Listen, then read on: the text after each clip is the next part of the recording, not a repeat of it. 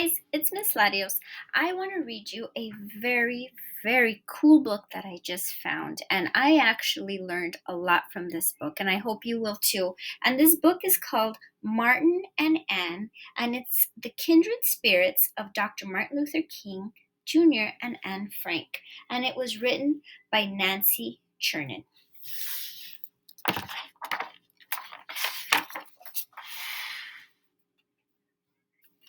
In 1929, two babies were born on opposite sides of the ocean. They never met, they didn't even speak the same language, but their hearts beat with the same hope. On January 15th, Martin's father, mother, and older sister beamed at their beautiful boy in Atlanta, Georgia. And on June 12th, Anne's father, mother, and older sister cooed at their beautiful baby in Frankfurt, Germany. But not everyone thought Martin and Anne were beautiful. When Martin was old enough to go to school, he had to go to a different one than his best friend because his skin was dark. Even worse, his friends stopped playing with him. Martin's skin hadn't changed, but suddenly his friend cared when he hadn't before. That made no sense.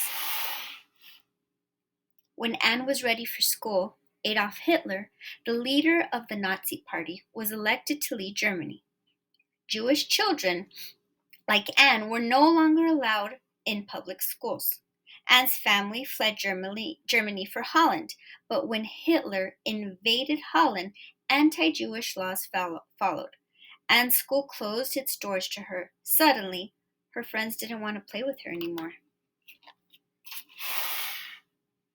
Everywhere Martin went, he saw signs that said, "Whites only." He wasn't welcome in public places, in public parks, swimming pools, or restaurants. Martin didn't think that was fair. Everywhere Anne went, she had to wear a yellow Star of David that let people know she was Jewish.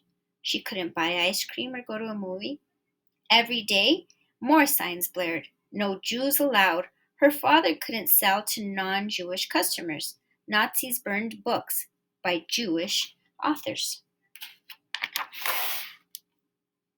When Martin was 13, he won a speech competition talking about black and white children playing together in harmony. He wondered if the right words could one day change unfair laws. When Anne was 13, she got a diary for her birthday. She was happy she could share her most private thoughts with Kitty, the name she gave her journal. But soon after she began writing, Jews were rounded up and sent to death camps. Anne and her family hid in the attic over her father's business. They had to be very quiet. They couldn't go outside. Trapped in the attic, Anne described how beautiful the world outside was, how light could brighten the deepest darkness. Martin finished school at 15. Most colleges were for whites only, so he went to Morehouse College, a school for black students, and there he learned about the Indian leader Mahatma Gandhi and how he won rights for his people using peaceful protests. Could the same thing work in America? Martin decided to become a minister who would lead his people to stand up for justice. Anne, hidden in the attic, continued her studies as best she could, and every day she wrote in her diary about her dreams for a better world.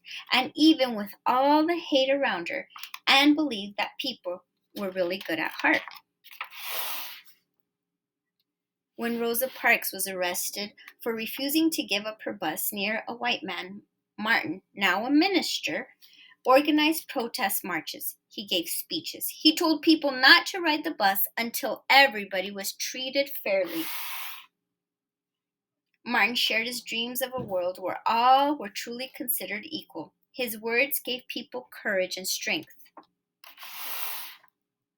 While Martin grew older, Anne's 15th was her last. The Nazis stormed Anne's hiding place. They arrested her family and the friends hiding them. Anne's diary was left behind, pages scattering on the floor of the dusty attic, but she still believed the simple acts of kindness.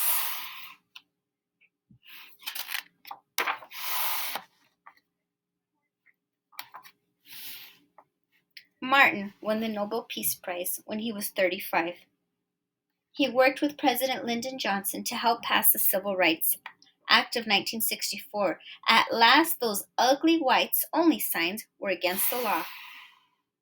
Only a few weeks before the concentration camp was liberated, Anne died, along with her older sister. She would have been amazed that her diary, rescued by a family friend, became a bestseller. Her father, the only one in her family to survive the camps, had her book published. Actors performed her words on stage and film. The cramped rooms where she hid in Amsterdam became a museum dedicated to speaking out against hate. When Martin was 39, he was shot and killed by a man who didn't believe black people deserved the same rights as white people. But no one could kill the way Martin inspired others.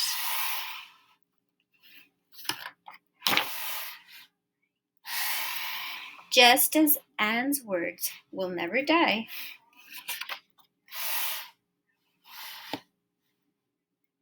Martin and Anne were born in different places, but they both dreamed that one day babies will be seen as beautiful, as all babies are.